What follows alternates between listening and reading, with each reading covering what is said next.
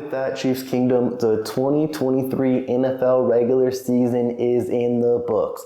The Kansas City Chiefs capped it off with a record of 11-6. This year has been a roller coaster ride, but we are in the dance. I will tell you some of my few takeaways from NFL Week 18 action and what the Kansas City Chiefs can look forward to in Super Wildcard weekend. Now with that, let's get the chit chat and let's have some fun.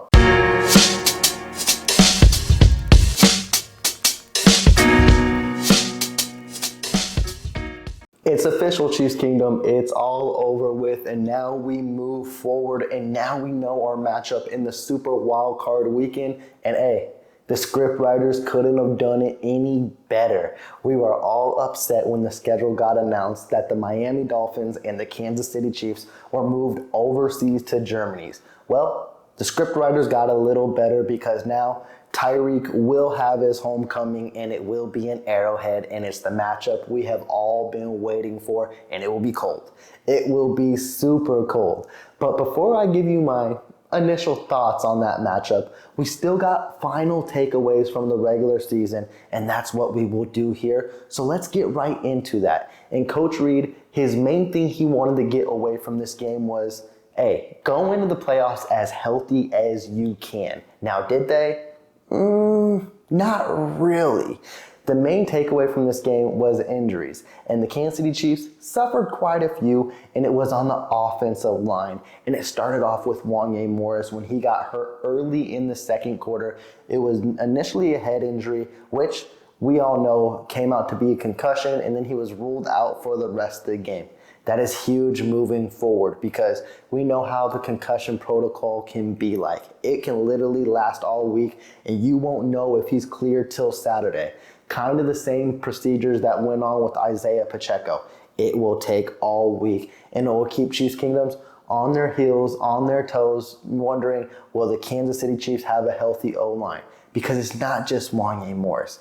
The next guy who came into service for him was Jawan Taylor. And when I saw that initially, I was like, are you telling me we don't have a backup left tackle after him? Because, man, last thing you want is for Jawan Taylor, the Kansas City Chiefs starting right tackle, to fill in and get hurt. And guess what happened? A few snaps later, he gets hurt. And it's like, oh my goodness.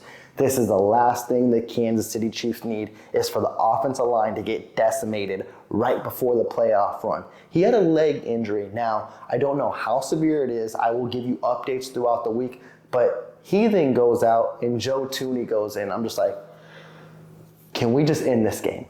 Like, Joe Thuney is our best offensive line. And last thing you need is for your left guard to get hurt playing the left tackle position.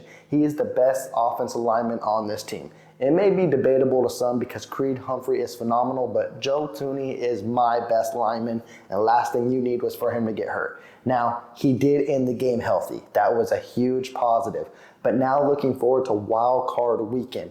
That isn't the only injury to be concerned on the offensive line, because the reason Wanya Morris is the starter is because he's filling in for Donovan Smith. And if Donovan Smith can't go and Wanya Morris can't go, there's going to be a lot of shuffling on that offensive line. So it's definitely something to stay tuned into moving into Saturday. And trust me, I'm going to keep you up to date as much as possible. Now, let's get into a little more about the action of this game, because we all knew coming into this game the Kansas City Chiefs were going to rest their starters. Well, all besides Chris Jones. And we'll get into that a little more later in the video.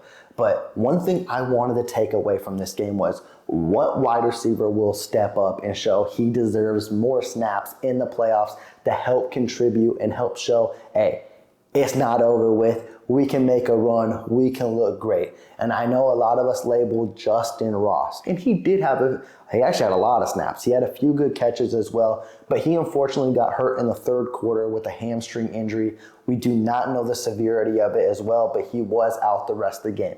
But the unsung hero, Old Reliable, came up and showed out, and it was McCole Hardman.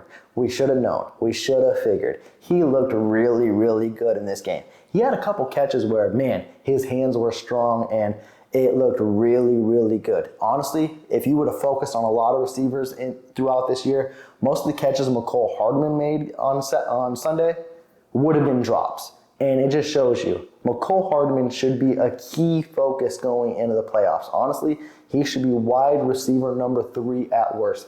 He should be taking Marquez Valdez-Scantling snaps.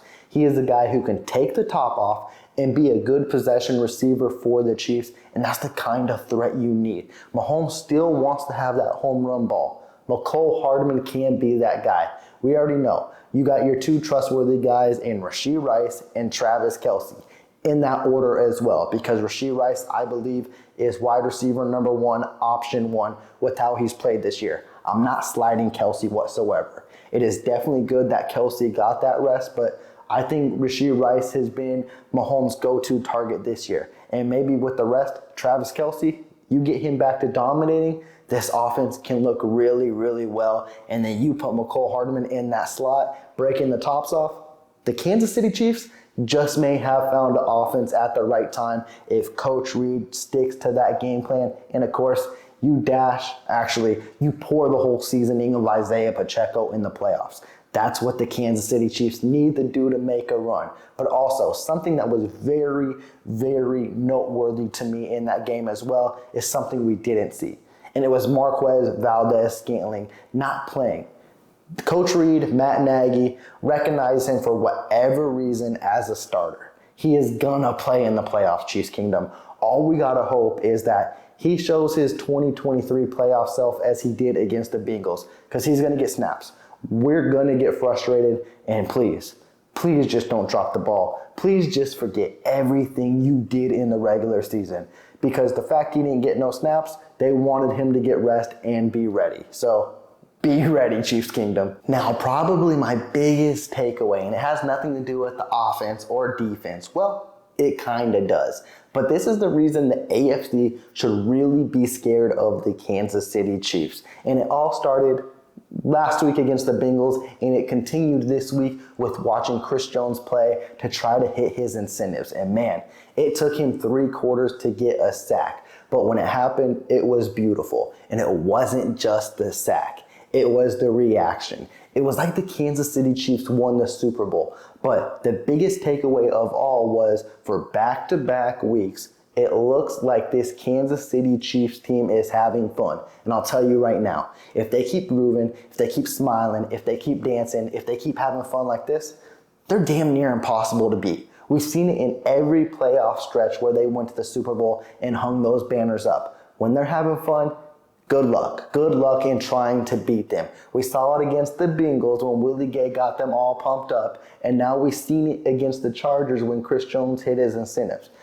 If this team is like this, it doesn't matter what happens. They will find a way to win a game even if it is in the final minutes. That's what they've done throughout the stretch of Patrick Mahomes' career, and I do not see that changing. So Chiefs Kingdom, that is something huge to look forward to. Now, looking forward, we got a huge matchup. We got the Miami Dolphins coming into town. And I'm going to give you my initial thoughts on that right now. It's not going to be a huge preview. We're going to do that later in the week. But I seen on social media, Chiefs Kingdom, you're already looking ahead. You're looking to the divisional round, and you're hoping that it will be the Bills and Chiefs, and you're hoping Mahomes gets his first road game and prove, hey, I can win on the road. And I'm hopeful for that as well. But we got a Miami Dolphins team at task. And yes, they are injured. Huge. They are decimated. They're losing pieces left and right.